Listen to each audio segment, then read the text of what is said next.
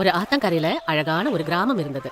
அந்த கிராமத்துல இருக்கிறவங்க கடினமா உழைச்சு வாழ்க்கை வாழ்ந்துகிட்டு இருந்தாங்க. அந்த கிராமத்துல ரொம்ப ஏழையான ராமு என்ற ஒருத்தர் இருந்தாரு. அவருடைய குரலை பத்தி எல்லாருக்கும் தெரியும். ராமு அற்புதமான தன் குரலால பாடி ஆடு மாடுகளை காட்டுக்குள்ளே கொண்டு போவாரு. காடுல ஒரு பெரிய மலை இருந்தது. அந்த மலைக்கு கீழே அகலமான ஒரு மரம் இருந்தது. அந்த மரத்தினுடைய நிழல்ல உட்கார்ந்து ராமு பாடுவாரு. ஆடு மாடுகளை எல்லாம் கண்காணிச்சுட்டும் இருந்தாரு. சாயங்காலம் ஆனதும் ராமு ஆடு மாடுகளை எல்லாம் அழிச்சுக்கிட்டு கிராமத்துக்கு போவாரு. ஆடு மாடுகளை எல்லாம் அவங்க வீட்டுக்கு கொண்டு போய் சேர்ப்பாங்க. தினம் முழுதும் ஆடு மாடுகளை பராமரிக்கிறதுக்காக ஒரு காசை கொடுத்துருவாங்க. அந்த காசை ராமு வீட்டுக்கு எடுத்துட்டு போவாரு. அம்மா ரொம்ப பசிக்குது, சீனு வா நம்ம சாப்பிடலாம். என்னம்மா எப்பவும் சப்பாத்தியும் சட்னியுமா? சீனு அப்படி சொல்லக்கூடாது. ராமு ரொம்ப உழைச்சுதான் பணம் சம்பாதிக்கிறான். அதனாலதான் நம்மால வயிறு நிறைய சாப்பிட முடியுது. இந்தாமா இன்னைக்கு கிடைச்சது. முடிஞ்சா ராமுக்கு ஏதாவது நல்லதா பண்ணி கொடுங்க. ராமு தினமும் ஆடு மாடுகளை கூட்டிக்கிட்டு மலை பக்கத்துக்கு போவாரு. அப்படி கிடைக்கிற பணத்தால வீட்டுக்கு வேண்டதெல்லாம் பண்ணுவாரு. ஒரு நாள் ராமு தன்னோட ஆடு மாடுகளை கூட்டிக்கிட்டு மலைக்கு வந்தாரு. அங்க அந்த பெரிய மரத்தை ஒருத்தர் வெட்டிக்கிட்டு இருந்ததை அவரு பார்த்தாரு. அதை பார்த்து ராமு யோசிச்சாரு. ராமுவுக்கு அந்த மரத்தை ரொம்ப பிடிக்கும். அந்த மரத்தை எப்படியாவது காப்பாத்தணும்னு அவரு நினைச்சாரு. இத பாருங்க, மரத்தை வெட்டவரு. இந்த மரத்தோட சாபத்தை பத்தி உங்களுக்கு தெரியாதா? ரொம்ப வருஷத்துக்கு முன்னாடி ஒரு முனிவர் இந்த மரத்தை சபிச்சிருக்காரு. இந்த மரத்து மேல ஒரு வயசான சூனியக்காரி இருக்கு. இந்த மரத்தை யாராவது தொட்டாங்கன்னா அவங்களுடைய உயிரை எடுத்துரும். அந்த சூனியக்காரி வந்து உங்க உயிரை எடுக்கிறதுக்கு முன்னாடியே இங்க இருந்து ஓடிடுங்க. மரம் வெட்டி கீழே விழுந்ததை பார்த்து ராமு சிரிச்சாரு. அப்போது அந்த மரத்தினுடைய ஆத்மா வந்துருச்சு. உனக்கு ரொம்ப நன்றி ராமு, நீ என்னுடைய உயிரை காப்பாத்திட்ட. நீ ரொம்ப நல்ல மனுஷன். நான் உனக்கு ஒரு பரிசு கொடுக்க போறேன். ஒரு சாதாரண மணி, இதனால என்ன பலன்? இது சாதாரண மணி இல்ல, அற்புத சக்தி படைத்தது. இந்த மணியால நீ எதை சாப்பிட கேட்டாலும் அது கிடைக்கும். ரொம்ப நன்றி. அதாவது நானும் என் குடும்பத்தாரும் இனிமே பசியோட இருக்க மாட்டோம். ஆனா ராமு, ஞாபகம் இருக்கட்டும், இந்த மணியை ஒரு நாளைக்கு ஒரு தடவை தான் உபயோகப்படுத்தணும். நன்றி. அற்புத சக்தி படைத்த மணியுடன் ராமு வீட்டுக்கு வந்துட்டாரு. அம்மா பாரு, என்கிட்ட என்ன இருக்குன்னு பாரு. என்ன இது? இது ஒரு சாதாரண மணி தானே? இந்த மணியை என்ன பண்ண போறீங்கண்ணா? டேய் சீனு, இது சாதாரண மணி இல்ல, மோய மணி. இந்த மணியால நாம எதை கேட்டாலும் சாப்பிட முடியும். அப்படியானா நாம கேட்டு பாப்போமா? உனக்கு என்ன சாப்பிட வேணும்னு கேளு. எனக்கா சப்பாத்தி, சாதம், பன்னீர், ஜிலேபி எல்லாமே வேணும். இதுல கண்டிப்பா மாயவித்தை இருக்கு. பாத்தீங்களா, நான் சொன்னேன் இல்லம்மா. அப்புறம் என்னாச்சு? ராமு தினமும் ஆடு மாடுகளை கூட்டி சந்தோஷமா மலைக்கு போவாரு. ஏன்னா இனிமே சாப்பாடு பத்தி கவலையே இல்ல. ஒரு நாள் ராமுவுக்கு ரொம்ப பசி எடுத்துருச்சு. அவன் வீட்டுக்கு வந்தான். வீட்டுக்கு வந்தபோது அவன் பார்த்தான், சீனு முதல்லயே சாப்பாட வாங்கியிருக்கான். வாங்கின சாப்பாடு எல்லாமே முடிஞ்சு போச்சு. அவன் மறுபடியும் மணி அடிச்சான். ஆனா இந்த வாட்டி எதுவுமே வரல. அப்புறம் தான் அவனுக்கு ஞாபகம் வந்தது, அந்த மாய மணி தினமும் ஒரு வாட்டி தான் யூஸ் பண்ணணும்னு. காலி பாத்திரங்களை பார்த்து பசி இருந்ததுனால ராமுக்கு கோபம் வந்துருச்சு. பசியை போக்கத்தானே இந்த மாயமணி கிடைச்சதுன்னு அவன் யோசிச்சான். நாளையில இருந்து மலைக்கு போகும்போது அந்த மாயமணிய கையில எடுத்துக்கிட்டு போனோம்னு அவரு முடிவெடுத்தாரு. ராமு மாயமணிய எடுத்துக்கிட்டு போனாரு. வீட்டுல சீனுவும் அம்மாவும் மணி தேடிக்கிட்டே இருந்தாங்க. காலையில இருந்து அவங்க எதுவுமே சாப்பிடல. 2 பேருக்கும் ரொம்ப பசி. மணி கிடைக்காததுனால ராமு எதிர்பார்த்து 2 பேரும் இருந்தாங்க. சாயங்காலம் ராமு வந்துட்டான். ராமுவை பார்த்த உடனே, அண்ணா ரொம்ப பசிக்குது, அந்த மாயமணி எங்க இருக்கு? காணோம். இதோ இங்க பாரு. நீ இதை எடுத்துக்கிட்டு போனியா? எதுக்கு? பாவம் சீனு காலையில இருந்து பசியால துடிச்சுக்கிட்டு இருக்கான். உன்னோட வயித்தை பத்தி மட்டும்தான் நீ நினைக்கிறியா? இல்லம்மா, அப்படியெல்லாம் இல்ல. அண்ணா அண்ணா, நீ ஏன் அந்த மாதிரி செஞ்ச? என்ன மன்னிச்சுக்கங்கம்மா, நான் ரொம்ப சுயநலக்காரன் ஆயிட்டேன். நான் இனிமே அந்த மாதிரி பண்ணவே மாட்டேன். இதுல இருந்து நம்ம என்ன கத்துக்கணும்னா, ஒரு நாள் நம்ம சுயநலக்காரங்களா ஆக கூடாது. நம்மளை பத்தி நினைக்கிறதுக்கு பதிலா நம்ம குடும்பத்துல இருக்கிறவங்கள பத்தி நினைக்கணும். ஒரு கிராமத்துல நந்தன் வந்தன் அப்படின்னு 2 பேரு மரம் வெட்டிக்கிட்டு இருந்தாங்க. நந்தன் நல்ல உழைப்பாளி. தினமும் காலையில சீக்கிரமா எழுந்து அவன் மரத்தை வெட்டிக்கிட்டே இருப்பான். இருக்கின உடனே அந்த விறகையெல்லாம் எடுத்துக்கிட்டு வீட்டுக்கு வருவான். ஆனா வந்தன் ரொம்ப சோம்பேறி. சூரியன் உதிச்சு ரொம்ப நேரம் ஆனதுக்கு அப்புறம் தான் அவன் எழுந்திருப்பான். குறைந்த அளவே மரக்கட்டை எடுத்துக்கிட்டு அவன் வீட்டுக்கு வருவான். 1 வருஷம் கழிஞ்சது. நந்தன் நல்லா உழைச்சு நிறைய பணத்தை சேமிச்சு வச்சான். நந்தன் தன்னோட வீட்டை ரொம்ப பெருசா கட்டினான். வந்தன் எப்பவும் போல சோம்பேறியாவே இருந்துட்டு வந்தான். கொஞ்ச நாட்களுக்கு பிறகு நந்தன் கல்யாணம் பண்ணிக்கிட்டு வந்தான். அதை பார்த்த வந்தனுக்கு பொறாம வந்துச்சு. நானும் சரி நந்தும் சரி மரம் வெட்டிங்க. 1 வருஷத்துல அவன் இவ்வளவு வளர்ந்துட்டான். ஆனா என்னால முடியலையே. இவனுக்கு ஏதோ ஒரு விஷயம் தெரிஞ்சிருக்கு. என்ன மந்திரமாயம் பண்றான்னே தெரியல. கல்யாணம் ஆனதுக்கு அப்புறமும் நந்தன் காலையில நேரத்திலேயே எழுந்திருச்சு மரம் வெட்டுறதுக்காக காட்டுக்கு போயிடுவான். மகாராஜா கிளம்பிட்டாரா? நிம்மதி இல்லாத ஜீவன். நான் நிம்மதியா தூங்கி எந்திரிச்சுதான் போவேன். வழக்கம் போல வந்தன் தூங்கிக்கிட்டே இருந்தான். நந்தன் காட்டுல இருந்து நடந்து வந்துட்டு இருக்கும்போது ஒரு நதி ஓரத்துக்கு வந்து சேர்ந்தான். இந்த மரம் சரியான மரம். இந்த மரத்தோட கிளைகள் கூட ரொம்ப பெருசா இருக்கு. இதை வெட்டினா சரியா இருக்கும். நந்தன் அதை வெட்டுறான். கொஞ்சம் கொஞ்சமா ஒவ்வொரு கிளையா அவன் வெட்ட ஆரம்பிக்கிறான். அவன் கிளையை வெட்டிக்கிட்டு இருக்கும்போது அவன் கையில இருந்த மரம் வெட்டி கை நழுவி நதிக்குள்ள விழுந்திருக்கு. ஐயோ கடவுளே! அவன் மேல இருந்து கீழே இறங்கினான். அப்பதான் அவன் யோசிச்சா, ஐயோ என்கிட்ட ஒரே ஒரு மரவெட்டி தானே இருந்துச்சு, இப்போ நான் என்ன பண்ணுவேன், மரத்தை எப்படி வெட்டுவேன், மரவெட்டிலாம் நான் என்ன பண்ண முடியும், அதை நினைச்சு நந்தன் ரொம்ப கவலைப்பட்டான். நந்தன் அப்படியே நதி ஓரத்துல உட்கார்ந்து கடவுள்கிட்ட வேண்டிக்க ஆரம்பிச்சான். வனதேவனே, எனக்கு நீதான் உதவணும். அப்போ நந்தன், நான் உனக்கு என்ன உதவி செய்யணும் சொல்லு. என்னோட மரவெட்டி தண்ணிக்குள்ள விழுந்துருச்சு, நீங்க தான் அதை எனக்கு திரும்ப எடுத்து தரணும். அந்த மரவெட்டி இல்லாம என்னால எதுவுமே செய்ய முடியாது. ஜலதேவர் தண்ணிக்குள்ள கீழே போனாரு. அதுக்கப்புறம் கொஞ்ச நேரத்துக்கெல்லாம் தங்க மரவெட்டியை கொண்டு வந்து நந்தன் கிட்ட கொடுத்தாரு. இந்தா நந்தன், உன்னுடைய மரவெட்டி. இது என்னோட மரவெட்டி இல்ல, இது தங்க மரவெட்டி. நீங்க எனக்கு என்னோட மரவெட்டியை கொடுத்தீங்கன்னா போதும். ஜலதேவர் மறுபடியும் தண்ணிக்குள்ள மூழ்கினாரு. இந்த தடவை ஜலதேவர் மேல வரும்போது அவர்கிட்ட வேற ஒரு வெள்ளி மரவெட்டி இருந்துச்சு. ஒருவேளை இதுதான் உன்னுடைய மரவெட்டியோ? இல்ல, இதுவும் என்னோட மரவெட்டி கிடையாது சாமி. என்னோட மரவெட்டி இரும்பாலையும் மரத்தாலையும் ஆனது. அதை கேட்ட ஜலதேவர் மறுபடியும் தண்ணிக்குள்ள மூழ்கினாரு. அதுக்கப்புறமா நந்தனோட மரவெட்டியை அவர் எடுத்துட்டு வந்தாரு. நந்த தன்னோட மரவெட்டியை பார்த்து ரொம்ப சந்தோஷப்பட்டான். இதுதான் என்னோட மரவெட்டி. இந்தா, இத வாங்கிக்க. ஆனா ஒரு விஷயத்த சொல்லு, உன்னுடைய மரவெட்டி ரொம்ப விலை உயர்ந்ததுன்னு சொன்ன. அப்படி இருக்கும்போது தங்கம் வெள்ளி மரவெட்டியா நீ ஏன் வாங்கிக்கல? என்னோட மரவெட்டி விலை உயர்ந்ததுதான். ஏன்னா இந்த மரவெட்டி இல்லனா நான் எப்படி பொழைக்க முடியும் சொல்லுங்க? இந்த மரவெட்டி இல்லனா என்னால எப்படி மரத்தை வெட்டி விற்க முடியும்? ரொம்ப ரொம்ப நல்லது. நீ உழைப்ப உன்னுடைய துணையா ஏத்துக்கிட்டு இருக்க. உன்கிட்ட பேராசை குணமே இல்ல. இந்தா, இந்த தங்கம் வெள்ளி மரவெட்டி உனக்கு என்னுடைய பரிசா இருக்கட்டும். எப்பவும் சந்தோஷமா இரு. நந்தன் மண்வெட்டிகளை வாங்கிக்கிறான். அதுக்கப்புறம் ஜலதேவருக்கு அவன் நன்றி சொல்றான். ஜலதேவரும் நீருக்குள்ள மூழ்கிறாரு. நந்தன் கையில தங்க மரவெட்டி இருக்கிறத பார்த்து வந்தன் அப்படியே அசந்து போயிடுறான். நந்தன் பின்னாடியே வந்தன் பின்தொடர்ந்து போறான். நந்தன் தன்னோட மனைவி கிட்ட தங்க மரவெட்டி வெள்ளி மரவெட்டி கதையை எடுத்து சொல்றான். இதையெல்லாம் ஜன்னல் வழியா ஒட்டு கேட்டான் வந்தன். ஓ, அப்படின்னா இதுதான் விஷயமா? நானும் நதி கிட்ட போய் தங்க மரவெட்டிய நானும் கொண்டு வரேன். வந்தனும் காட்டுக்குள்ள இருக்கிற அந்த நதிக்கு போய் தான் கொண்டு வந்திருக்கிற மரவெட்டிய தண்ணிக்குள்ள தூக்கி எறிகிறான். அதுக்கப்புறம் ஜலதேவரை நினைச்சு பிரார்த்தனை செய்யறான். சொல்லு வந்தன், எதுக்கு என்ன நினைச்சுக்கிட்ட? என்னுடைய மரவெட்டி தண்ணியில விழுந்துருச்சு, அதை கொஞ்சம் எடுத்து தரீங்களா? ஜலதேவர் தண்ணிக்குள்ள மூழ்கி வந்தன் தண்ணிக்குள்ள எரிஞ்சானே அதே மரவெட்டியை கொண்டு வந்து தர்றாரு. இந்தா வந்தன், உன்னுடைய மரவெட்டி. இல்ல, இது என்னுடைய மரவெட்டி இல்ல. ஜலதேவர் திரும்பவும் தண்ணிக்குள்ள மூழ்கி வெள்ளி மரவெட்டியை கொண்டு வந்து காட்டுறாரு. அதை பார்த்த வந்தன் இது என்னதில்லன்னு சொல்றான். ஜலதேவர் தண்ணிக்குள்ள மூழ்கி தங்க மரவெட்டியை கொண்டு வந்து காட்டுறாரு. அப்ப வந்தன், இதுதான் என்னுடைய மரவெட்டி. நீ ரொம்ப பேராசை பிடிச்சவனா இருக்க. நீ என்கிட்ட பொய் சொல்லிட்ட அப்படின்னு சொன்ன ஜலதேவர் திரும்பவும் தண்ணிக்குள்ள மூழ்கிறாரு. ஐயோ, என்னுடைய மரவெட்டி, என்ன மன்னிச்சிருங்க. வந்தன் பொய் சொன்னதுக்கான தண்டனை அவனுக்கு கிடைச்சிருது. ஆனா நந்தனுக்கோ உண்மை பேசுனதுக்கான பரிசு கிடைச்சிருக்கு. அதனால பொய் சொல்லக்கூடாது, அடுத்தவங்களை ஏமாத்தவும் கூடாது. கமலும் விமலும் அண்ணன் தம்பிங்க. அவங்க அண்ணன் தம்பியா இருக்கிறதோட மட்டும் இல்லாம நல்ல நண்பர்களாகவும் இருந்தாங்க. இந்த பசங்களோட அப்பா பேரு நந்தன். இவர் காட்டுல இருக்கிற காளான்களை எல்லாம் பறிச்சு சந்தையில கொண்டு போய் விற்பாரு. ஒரு நாள் நந்தனுக்கு என்ன தோணுச்சுன்னா, இந்த காளான் பறிக்கிறத பத்தி பசங்களுக்கு சொல்லி தரலாம்னு தோணுச்சு.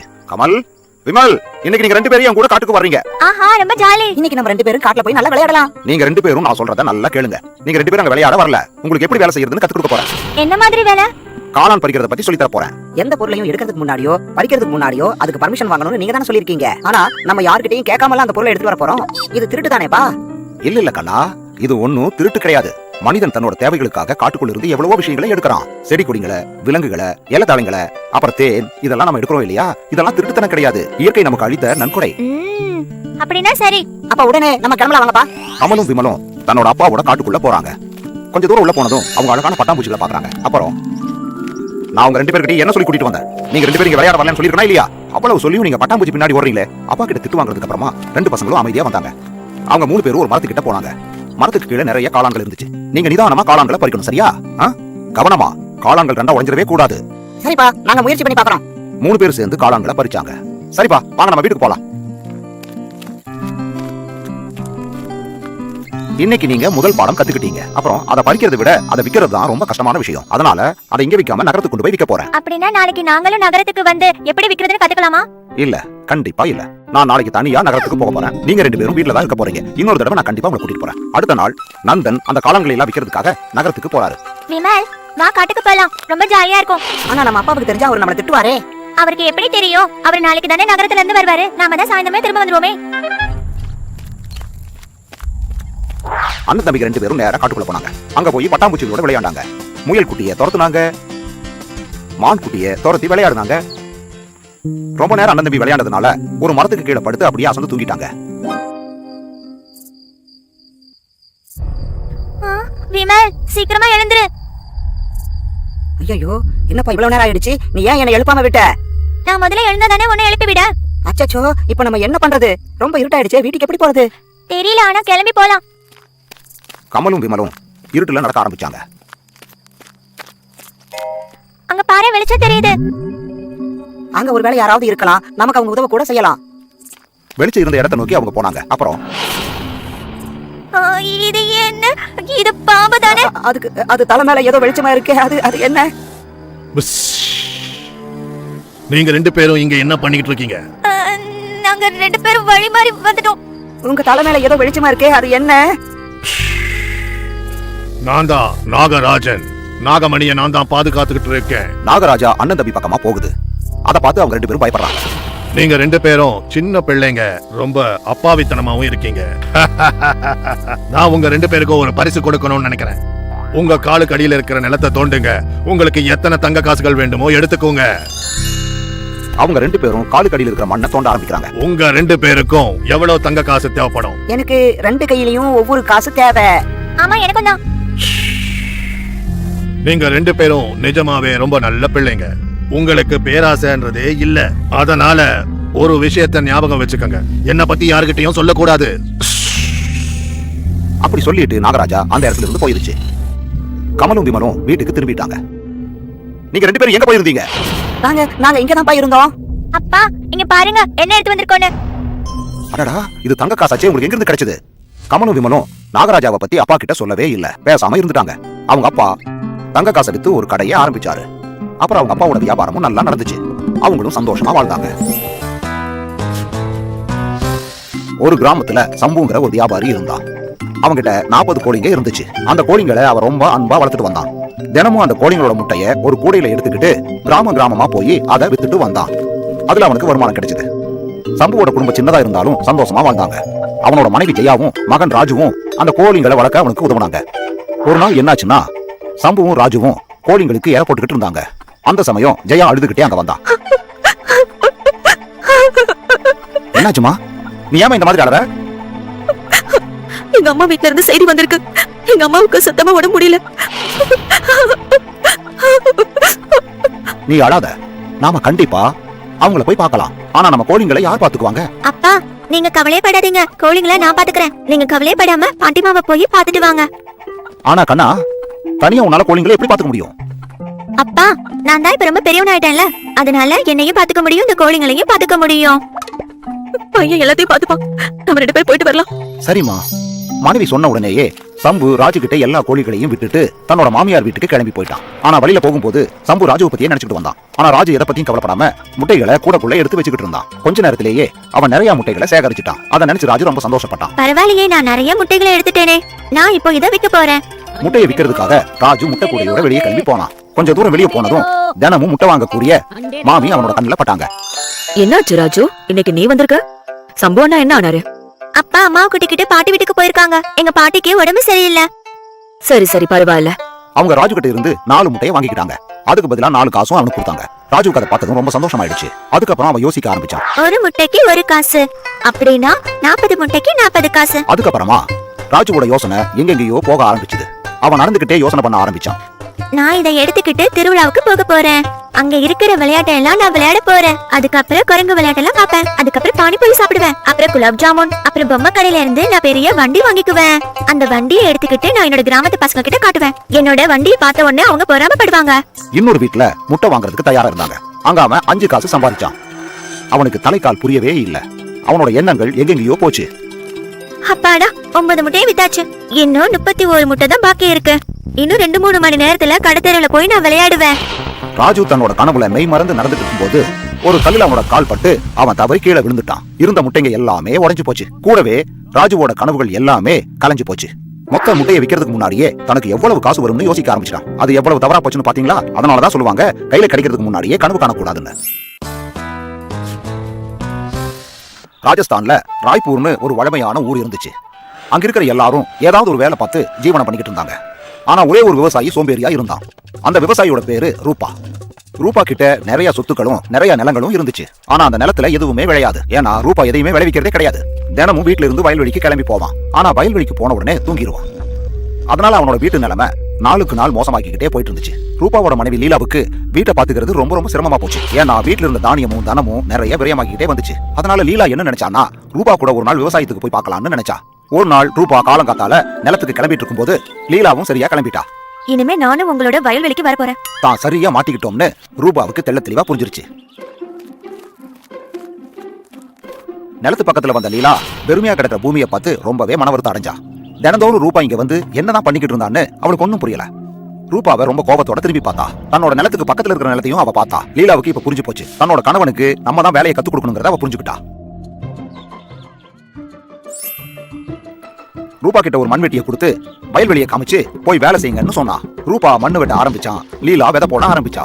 சாயந்தரம் வரைக்கும் அவங்க 2 பேரும் உழைச்சாங்க. அடுத்த நாளும் இதே தான் நடந்துகிட்டு வந்துச்சு. அப்ப அங்க ஒரு ரிஷி முனிவர் வந்தாரு. ரிஷி முனிவரை பார்த்ததும் லீலா அவருக்கு தண்ணி கொண்டு போய் கொடுத்தா. அதுக்கப்புறம் ரூபா தன்னோட சாப்பாட்டை அவருக்கு சாப்பிட கொடுத்தான். இந்த தம்பதியோட உபசரிப்பை பார்த்து ரிஷி முனிவர் ரொம்பவே சந்தோஷப்பட்டார். நான் உங்க 2 பேரோட உபசரிப்பை பார்த்து ரொம்ப சந்தோஷப்படுறேன், கேளுங்க, உங்க 2 பேருக்கும் என்ன வேணும்?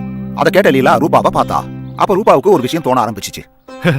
நீங்க ஏதாவது எங்களுக்கு உதவணும்னு நினைச்சீங்கன்னா எங்களுடைய வேலைகள்ல யாராவது ஒரு சேவகனை சகாயத்துக்கு கொடுத்தீங்கன்னா நல்லா இருக்கும் சுவாமி. அந்த மாதிரி ரூபா சொன்னதை கேட்டு லீலா ரொம்ப வருத்தம் அடைஞ்சா. இருந்தாலும் அமைதியா இருந்தா.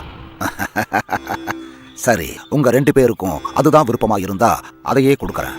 ஒரு விஷயம் நினைவுல வச்சுக்கோங்க, உங்ககிட்ட வேலை எப்பவுமே இருந்துகிட்டே இருக்கணும். ஏன்னா அவனால வேலை செய்யாம இருக்கவே முடியாது. ஆஹா, எங்க கிட்ட நிறைய வேலை குவிஞ்சு கிடக்கு. நீங்க எங்களுக்கு உதவுறதுக்கு ஆள் கொடுத்தா போதும். அப்படியே ஆகட்டும். ரிஷி கமண்டல ஜலத்தை எடுத்து தெளிச்ச உடனே ஒரு பெரிய ராட்சசன் வெளியே வந்தான். எனக்கு வேலையை கொடுங்க எஜமானரே, இல்லனா நான் உங்களை சாப்பிட்டுடுவேன். அதை கேட்ட ரூபாவும் லீலாவும் ரொம்ப பயந்துறாங்க. இந்த நிலத்தை எல்லாத்தையும் நீ ஒழுவணும். அந்த சாக்கு மூட்டையில விதை இருக்கு. நான் இப்போ கிளம்பட்டுமா? ஞாபகம் இருக்கட்டும், இந்த ராட்சசனுக்கு நீ வேலை கொடுத்துக்கிட்டே இருக்கணும். ரிஷி முனிவர் அங்கிருந்து கிளம்பின சில நொடிகள்லயே அந்த ராட்சசன் அவங்க முன்னாடி வந்து நின்னான். நிலத்தை நான் உழுதுட்டேன், எனக்கு வேலை கொடுங்க எஜமா, இல்லனா நான் உங்களை சாப்பிட்டுடுவேன். இவ்வளவு சீக்கிரமாவா? சரி, இன்னொரு வேலை செய். அந்த கிணறு தோன்ற வேலை பாதியிலேயே நிக்குது, நீ போய் அந்த வேலையை செய். ராட்சசன் உடனே அந்த வேலையை செய்யறதுக்காக கிளம்பி. எதுக்காக இப்படி ஒரு வரத்தை கேட்டீங்க? இவன் எப்ப பார்த்தாலும் உங்களை சாப்பிடுவேன்னு சொல்லிட்டு இருக்கான். நீயும் என்ன பயமுறுத்தாத. நிஜமாவே இவன் என்ன சாப்பிடுவானோன்னு எனக்கு பயமா இருக்கு. சீக்கிரமா எல்லா வேலையும் முடிச்சிட்டு என்ன சாப்பிடுற வேலைய பாத்துக்கிட்டு இருக்கான் அவன். இதுக்கு எல்லா வேலையும் நானே செஞ்சுட்டு போயிருந்திருப்பேன். அப்பதான் லீலாவுக்கு ஒரு யோசனை வந்துச்சு. அவ ராட்சசன் திரும்ப வர்றதுக்காக காத்துக்கிட்டு இருந்தா. ராட்சசன் திரும்ப வந்த உடனே அவன் பேசுறதுக்கு முன்னாடி லீலா பேச ஆரம்பிச்சா. எங்க கிராமத்துக்கு வெளியில ஒரு நாயை நாங்க கட்டி வச்சிருக்கோம். சரி, நீ போய் அதோட வாலை நீ நேராக்கிட்டு வா. உடனே ராட்சசன் அந்த நாயை தேடி போனான். சாயந்தரம் ஆயிடுச்சு, ராட்சசன் திரும்ப வரவே இல்ல. இந்நேரத்துக்கு அந்த ராட்சசன் அந்த மூத்தி வாலை நேராக்கிருப்பான்ல. ரூபா அப்படி பேசுனதை கேட்ட உடனே லீலா சிரிக்க ஆரம்பிச்சா. அவ என்ன சொன்னான்னா, என்னோட அப்பாவி கணவரே, நான் அவனுக்கு எப்பவுமே முடிவடையாத ஒரு வேலையை கொடுத்திருக்கேன். இனிமே நீங்க மனசார வயல்ல போய் வேலை செய்யணும், இல்லனா அந்த ராட்சசன் மறுபடியும் உங்களை சாப்பிட வந்துருவான். நாங்க சொன்ன இந்த வேலையை முடிச்சிட்டு வீட்டுக்கு வா, இன்னும் உனக்கு நிறைய வேலை பாக்கி இருக்கு. லீலாவோட புத்திசாலித்தனத்தால ரூபாவோட உயிர் காப்பாற்றப்பட்டுச்சு. ரூபாக்கு பேராசை மோசமானதுங்கிறது புரிய வந்துச்சு. பெரியவங்க தெரியாமையா சொன்னாங்க, பேராசை பெருநஷ்டம்னு. ராஜஸ்தான்ல இருக்கிற ஒரு கிராமத்துல அஜய் விஜய்னு சகோதரர்கள் வாழ்ந்துட்டு வந்தாங்க. அவங்க அழகான சிற்பங்களை வடிக்கக்கூடியவங்க. அவங்க சின்னதா ஒரு சிற்ப கடையை வச்சு நடத்திட்டு வந்தாங்க. அஜயும் விஜயும் மாத்தி மாத்தி கடையும் பாத்துக்குவாங்க, சிற்பங்களையும் செதுக்கிட்டு வந்தாங்க. ஒரு நாள் அந்த சிற்ப கடைக்கு 2 டூரிஸ்டுங்க வந்தாங்க. அப்படி வேடிக்கை பார்க்க வந்த டூரிஸ்டுங்க இந்த சிற்பங்களை எல்லாம் பார்த்து ரொம்ப அசந்து போயிட்டாங்க. வந்த டூரிஸ்ட்ல ஒருத்தங்க கேட்டாங்க, லாஃபிங் புக் பார்க்க ரொம்ப அழகா இருக்கு, இதோட விலை என்ன? 1 காசு. அவ்வளவுதானா? சரி, இந்தாங்க. அந்த பொண்ணு ஒரு காசை கொடுத்துட்டு சிலையை வாங்கிட்டாங்க. வாங்கினதுக்கு அப்புறமா அந்த பொண்ணு திடீர்னு ஒரு யோசனையோட, ஒரு விஷயம் சொல்லுங்க, நீங்க 2 பேரும் ஒரு மாசத்துக்கு எத்தனை சிற்பங்கள் செய்வீங்க? குறைஞ்சபட்சம் 30. ஒரு சிலைக்கு 1 காசு.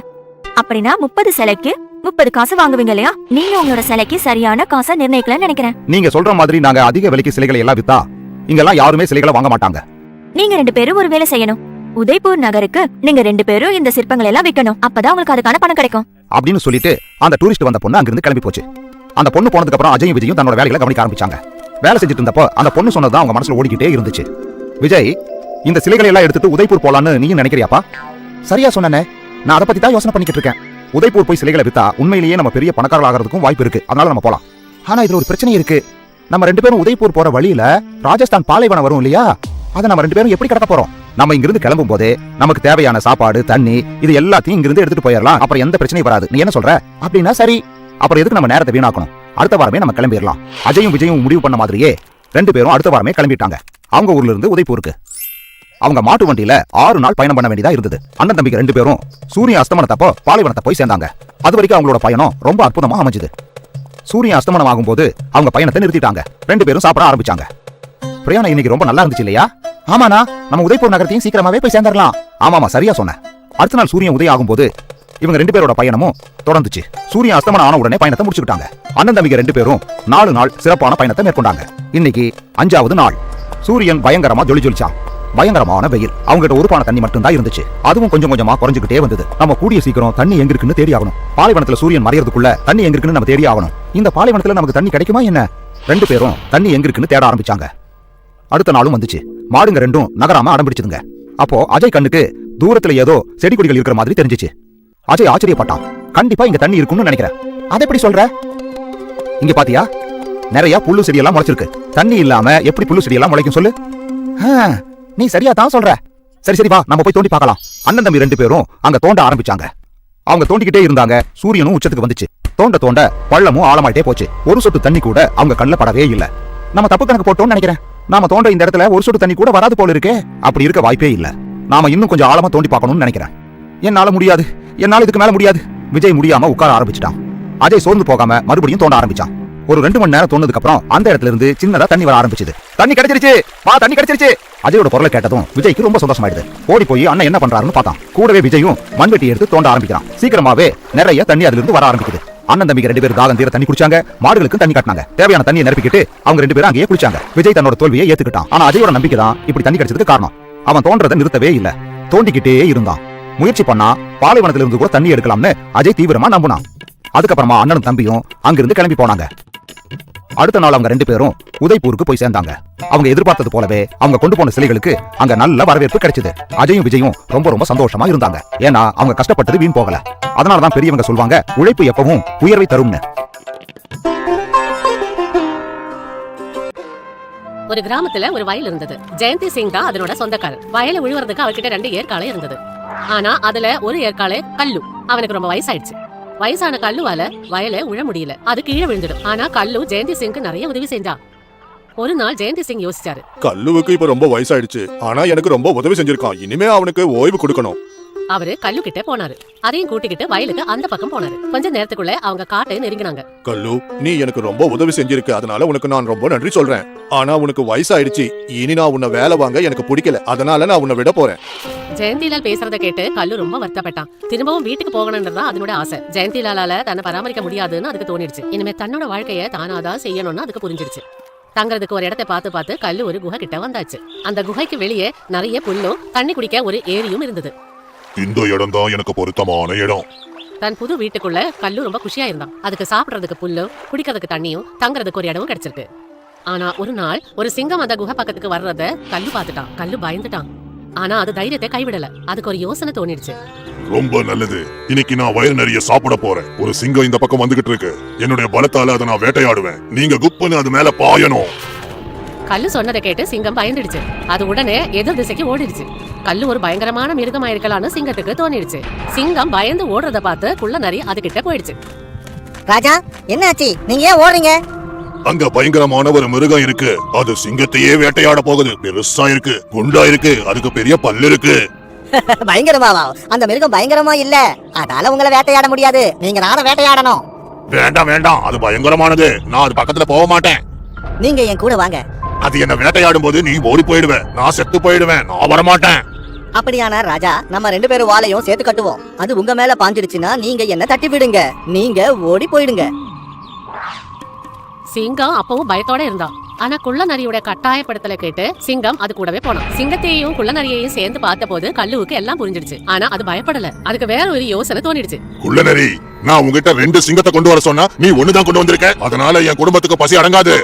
கல்லு சொன்னதை கேட்டு சிங்கம் பயந்துடுச்சு. பாவம் குள்ள நரிய சிங்கம் அந்த காட்டுல பூரா இழுத்துக்கிட்டே போயிடுச்சு. புத்திசாலித்தனத்தால கல்லுவோட உயிர் தப்பிடுச்சு. இதனாலதான் சொல்றோம், இக்கட்டான நிலைமையில புத்திசாலித்தனமா செயல்படணும்னு. ராஜ்சந்த் அப்படிங்கிற ஒரு வியாபாரி நேபாளத்தில் இருக்கிற ஒரு பனி பிரதேசத்துல வாழ்ந்து வந்தாரு. அவர் கம்பளி செஞ்சு தன்னோட வியாபாரத்தை நடத்திக்கிட்டு வந்தாரு. ராஜ்சந்த் கிட்ட நிறைய ஆடுகள் இருந்துச்சு. ஆடுனா எனக்கு ரொம்ப பிடிக்கும், ஆடுனா எனக்கு ரொம்ப பிடிக்கும், ஆடு அது ரொம்ப வெள்ளையா இருக்கு, ஆடுனா எனக்கு ரொம்ப பிடிக்கும். ராஜ்சந்த் ஆடுகள் கிட்ட இருந்து கம்பளிக்கு தேவையான முடிகளை எடுப்பான். நீங்க பயப்படாதீங்க, நான் உங்ககிட்ட இருந்து உங்களோட முடியை மட்டும் தான் எடுக்கிறேன்.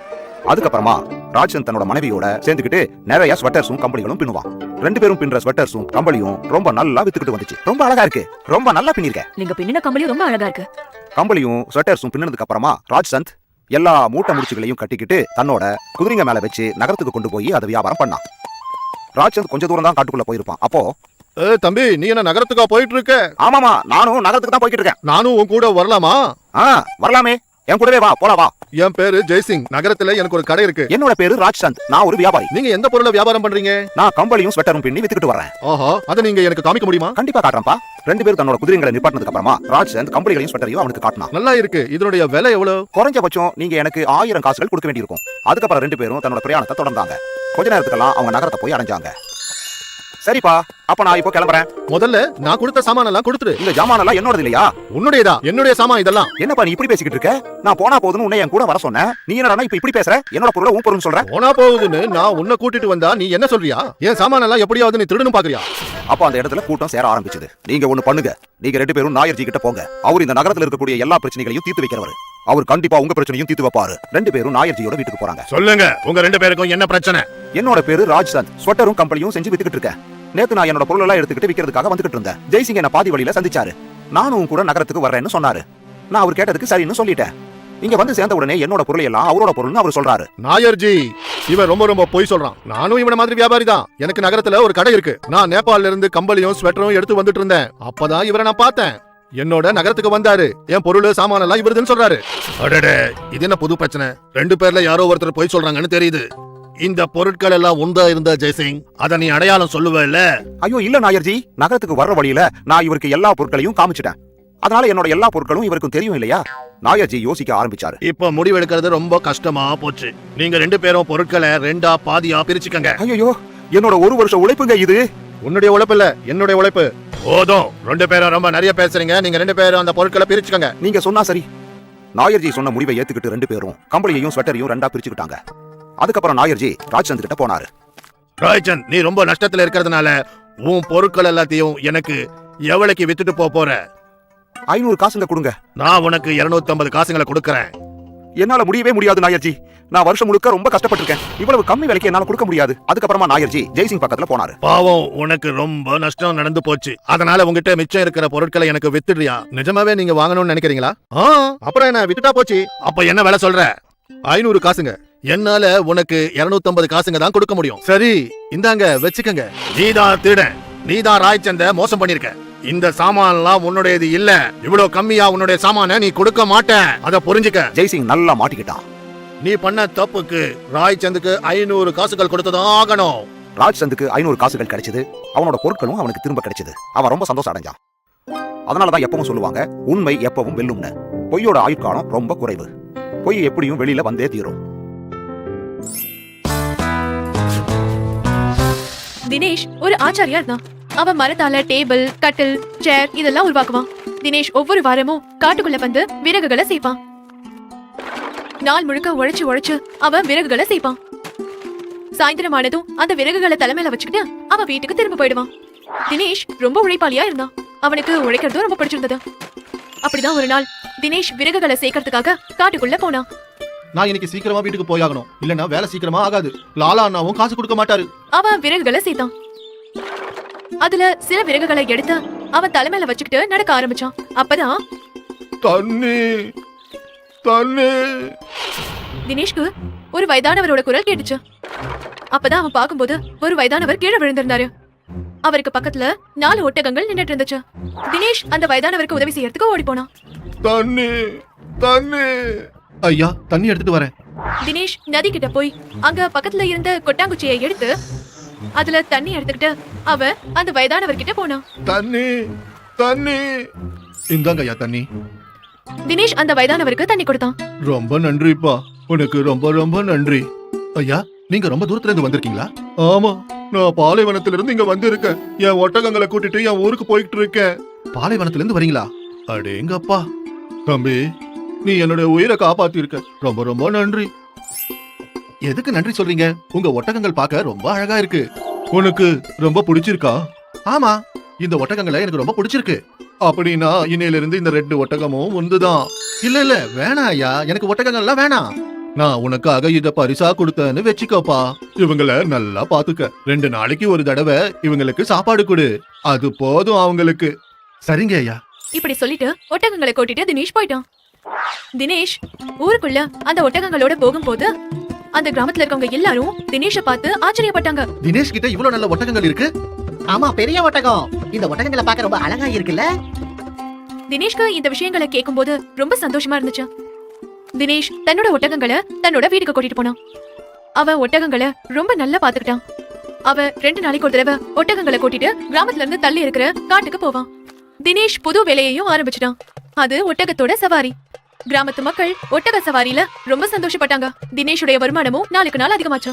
ஒரு நாள் தினேஷ் தன்னோட ஒட்டகத்துக்கு தண்ணி ஊத்திட்டு இருக்கும் போது அவனோட பக்கத்து வீட்டுக்காரன் வந்தான். என்ன பீக்குவனா இந்த பக்கம் வந்திருக்கீங்க? ஒண்ணு இல்ல, உன்னை பாத்துட்டு போலாம் தான் வந்தேன். ரொம்ப நல்ல விஷயம்னா. உன்னுடைய ஒட்டகங்கள் ரொம்ப அழகா இருக்கே. எங்க இருந்து வாங்கின? இத நான் வாங்கல, எனக்கு பரிசா கிடைச்சது. தினேஷ் அந்த பக்கத்து வீட்டுக்காரன் கிட்ட நடந்த விஷயத்த சொன்னான். இதுதான் விஷயமா? நான் ஒரு ஏழை ஆசாரி. ஒட்டகங்களை நான் எப்படி வாங்க முடியும்? சரி, உன்னுடைய 2 ஒட்டகங்களும் ஒரே மாதிரி இருக்கு. இந்த 2 ஒட்டகங்கள்ல வித்தியாசம் உனக்கு எப்படி தெரியுது? எனக்கும் இந்த 2 ஒட்டகங்கள்ல வித்தியாசமே தெரியாது. வேற வேற நிறத்தோட 2 மணியை இதுங்க கழுத்துல மாட்டி விட்டுடு. அதனால இந்த 2 ஒட்டகத்துல வித்தியாசம் உனக்கு தெரிஞ்சிடும். இந்த யோசனை ரொம்ப நல்லா இருக்குண்ணா. தினேஷ் 2 ஒட்டகங்களுடைய கழுத்துலயும் 2 விதமான நிறத்துல மணியை கட்டிவிட்டான். அடுத்த நாள் தினேஷ் தன்னோட ஒட்டகங்களை கூட்டிட்டு காட்டுக்கு போனான். இந்த மணி யோசனை ரொம்ப நல்லா இருக்கே. இதனால நீங்க 2 பேரும் எங்க இருக்கீங்கன்னு என்னால சுலபமா கண்டுபிடிக்க முடியும். ஒட்டகங்களை மேய விட்டுட்டு ஒரு மரத்துக்கு அடியில தினேஷ் தூங்கினான். அவனோட ஒட்டகங்கள் நடந்துகிட்டே காட்டுக்குள்ள போயிடுச்சு. காட்டுக்குள்ள ரொம்ப பயங்கரமான ஒரு பெண் சிங்கமும் ஒரு ஆண் சிங்கமும் இருந்துச்சு. ஒட்டகங்களுடைய கழுத்துல இருந்த மணியால அந்த சிங்கங்களுக்கு சத்தம் கேட்டு அந்த ஒட்டகங்களை பாத்துட்டாங்க. ஒட்டகங்கள் ரொம்ப தூரம் நடந்து களைச்சு போனதால அதே இடத்துல ஓய்வெடுத்துச்சு. ஆண் சிங்கமும் பெண் சிங்கமும் ரொம்ப நேரமா காத்துட்டு இருந்தாங்க. அதுல ஒரு ஒட்டகம் கண்ணை மூடினதும் ஆண் சிங்கமும் பெண் சிங்கமும் அந்த ஒட்டகத்தை தாக்குச்சு. இன்னொரு ஒட்டகம் அந்த இடத்தை விட்டு ஓடிடுச்சு. ஆனா ஒரு ஒட்டகத்தை அந்த 2 சிங்கங்களும் சாப்பிட்டுடுச்சு. தினேஷ் கொஞ்ச நேரத்துல தன்னுடைய கண்ணை திறந்து பார்க்கும்போது ஒட்டகங்களை காணும். அவன் காடு முழுக்க ஒட்டகங்களை தேட ஆரம்பிச்சான். கடைசியா அவனுக்கு மணி சத்தம் கேட்டுச்சு. அவனோட ஒரு ஒட்டகம் ஒரு பக்கம் ஓடிட்டு இருந்துச்சு. ஆனா இன்னொரு ஒட்டகம் எங்கன்னு தெரியல. ஏன்னா 2வது ஒட்டகம் இறந்துருச்சு. ஒருவேளை தினேஷ் அந்த ஒட்டகங்கள் கழுத்துல மணியை மாட்டாம இருந்திருந்தா ஒருவேளை அந்த ஒட்டகம் உயிரோட இருந்திருக்கலாம். ஆனா அதே மணியாலதான் தினேஷ் இன்னொரு ஒட்டகத்தை கண்டுபிடிச்சான். இந்த கதை நமக்கு எந்த ஒரு முடிவு எடுத்தாலும் அதுல நல்ல விளைவும் இருக்கும் கெட்ட விளைவும் இருக்கும்னு சொல்லி கொடுக்குது. அதனால எந்த முடிவா இருந்தாலும் நம்ம யோசிச்சுதான் எடுக்கணும்.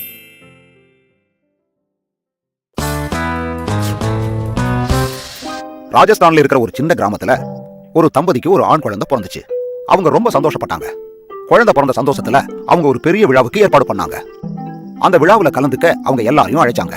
அங்க ஒரு முனிவரும் வந்தாரு. அந்த முனிவர் கிட்ட அந்த குழந்தையோட அப்பா என்னோட மகனுக்கு நீங்க தான் பேர் வைக்கணும்னு கேட்டுக்கிட்டாரு. முனிவர் குழந்தை கிட்ட போனாரு. குழந்தைய தன்னோட கைகள்ல தூக்கிக்கிட்டு அவர் என்ன சொன்னார்னா, உங்க 2 பேருக்கும் கடவுள் கிருபையினால இந்த குழந்தை பிறந்திருக்கு. இவனோட பேரு பையன் பாக்குறதுக்கு ஆரோக்கியமா இருக்கான். இவன் நல்லா சாப்பிடுவான்னு எனக்கு தோணுது. அதனால இன்னையில இருந்து இந்த பையனோட பேரு பல்வான். தம்பதியர்கள் அந்த பேரை கேட்டு சந்தோஷம் அடைஞ்சு ரிஷி முனிவருக்கு தன்னோட நன்றியை தெரிவிச்சுக்கிறாங்க. கொஞ்சம் கொஞ்சமா அந்த பையனும் பெரிய பையனா வளர்ந்து வந்தான். ரிஷி முனிவர் வச்ச பேரு போலவே பல்வான் நல்லா சாப்பிட்டுக்கிட்டே இருந்தான். ஆனா பல்வான் ஒரு சோம்பேறி. சாப்பிடுவான், தூங்குவான். இதை நினைச்சு பல்வானோட அம்மா ரொம்ப கவலைப்பட்டாங்க. பல்வான் மத்த குழந்தைங்க மாதிரி விளையாடாம இருக்கிறது அவங்களுக்கு கஷ்டமா இருந்துச்சு. பல்வான் நல்லா வளர்ந்து பெரிய பையனா ஆயிட்டான். இருந்தாலும் அவனோட பழக்க வழக்கம் மாறல. பல்வானுக்கு அவனோட பேரை நினைச்சு ரொம்ப பெருமை. தன்னை நினைச்சு அவன் ரொம்பவே கர்வப்பட்டுக்கிட்டான். அவன் அவனை பத்தி மட்டுமே யோசிச்சான். ஒரு நாள் என்ன ஆச்சுன்னா, பல்வானும் அவனோட நண்பர்களும் ஒரு நதிக்கரை ஓரமா சந்திச்சாங்க. அங்க ஒரு ராஜதூதன் வந்தான். கேளுங்கள் கேளுங்கள் கேளுங்கள், ராஜமாதா தேவயானி அழைப்பு விடுத்துள்ளார்கள். அடுத்த சில நாட்கள்ல நம்மளோட ராஜ்யத்துல நம்ம ராஜகுமாரி நந்தினியோட சுயம்வரம் நடக்க போகுது. சுயம்வரத்துல பங்கு கொள்றதுக்காக நம்ம ராஜ்யத்தில் இருக்கிற எல்லா இளைஞர்களுக்கும் அழைப்பு விடப்பட்டுள்ளது. சுயம்வரத்தோட முதல் போட்டி போலா பல்வானோட சண்டை போட்டு ஜெயிக்கணும். சுயம்வரத்தோட செய்தியை கேட்டு பல்வானும் அவனோட நண்பர்களும் ரொம்பவே சந்தோஷம் அடைகிறாங்க. நான் போலா பஹல்வானை இப்படின்றதுக்குள்ள தோக்கடிச்சிருவேன். நான் எத்தனை வருஷமா குஸ்தி கத்துக்கிட்டு இருக்கிறேன் தெரியுமா? நீ போட்டியில கலந்திருக்கியான்னு எனக்கு தெரியாது. ஆனா நான் நிறைய போட்டியில ஜெயிச்சிருக்கேன். நீங்க 2 பேரும் பயில்வானை தோக்கடிக்கணும்னா அப்போ என் பேரு என்ன தெரியும்ல? என் பேரு பயில்வான். சுயம்வரத்துல நான் தான் ஜெயிக்க போறேன். பல்வான் ரொம்ப திமிரோட சுயம்வரத்துல நம்ம தான் ஜெயிப்போங்கிற கனவோட வீட்டுக்கு வந்தான். வீட்டுக்கு வந்து தன்னோட அம்மா கிட்ட நான் சுயம்வரத்துல கலந்துக்க போறேன்னு சொன்னான். அவங்க அம்மாவுக்கு ரொம்ப சந்தோஷமாயிடுச்சு. ஆனா அவங்களுக்கு ஒரு விஷயம் தெரியாது. போட்டியோட முதல் விஷயம் குஸ்தி அப்படின்னு. அந்த சுயம்வர நாளும் வந்துச்சு. போலா பயில்வானும் அங்க வந்து நின்னான். போலா பயங்கர உயரமானவன். அவனை பார்த்ததும் பல்வானுக்கும் பயம் ஏற்பட்டுச்சு. திமிர்லையும் அகம்பாவத்திலையும் நண்பர்கள் கிட்ட சவால் விட்டதை அவன் யோசனை பண்ணி பார்த்தான். ஆனா போலா பல்வானை பாக்குறதுக்கு ரொம்ப பலசாலியா தெரிஞ்சாரு. பல்வானுக்கு இப்ப என்ன யோசனைனா, போட்டியிலிருந்து விலகி போனா தன்னோட நண்பர்கள் தன்னை அவமானப்படுத்துவாங்களேன்னு நினைச்சான். அதனால போட்டி நடக்கிற வளையத்துக்கு பக்கத்துல போனான். அப்ப போட்டியை பத்தி அறிவிச்சாங்க. இப்போ பல்வானும் பல்வானும் மோதிக்க போறாங்க. இப்போ குஸ்தியும் ஆரம்பிச்சது. போலாவோட தோள்பட்டையில பல்வான் தன்னோட கைகளை வச்சான். உடனே போலா பல்வானை அலைக்கா தூக்கி கீழே போட்டுட்டாரு. பல்வான் மயக்கம் போட்டு கீழே விழுந்துட்டான். பல்வானோட நண்பர்கள் அவனுக்கு சுயநினைவை கொண்டு வரதுக்காக ரொம்பவே முயற்சி பண்ணாங்க. ஆனா பல்வான் எழுந்திருக்கவே இல்ல. பல்வானோட அகம்பாவம் தான் அவனை இப்படி ஒரு சூழ்நிலைக்கு தள்ளிருச்சு. தனக்கு பல்வான்னு பேர் வச்சதுனால அவன் உண்மையிலேயே தான் ஒரு பெரிய பலசாலிங்கிற கற்பனையிலேயே வாழ்ந்துட்டு வந்திருக்கான். ஆனா உண்மையிலேயே அப்படி இல்லவே இல்ல. அதனாலதான் சொல்லுவாங்க, என்னைக்கும் திமிரோடவும் அகம்பாவத்தோடவும் இருக்கக்கூடாதுன்னு. ஹாய், நான் தான் ஷைனி. என்ன இந்த மாதிரி நீங்க பார்க்கணும்னா இந்த வீடியோவை கண்டிப்பா ஷேர் பண்ணுங்க. அப்புறம் இந்த சேனலையும் சப்ஸ்கிரைப் பண்ண மறந்துடாதீங்க.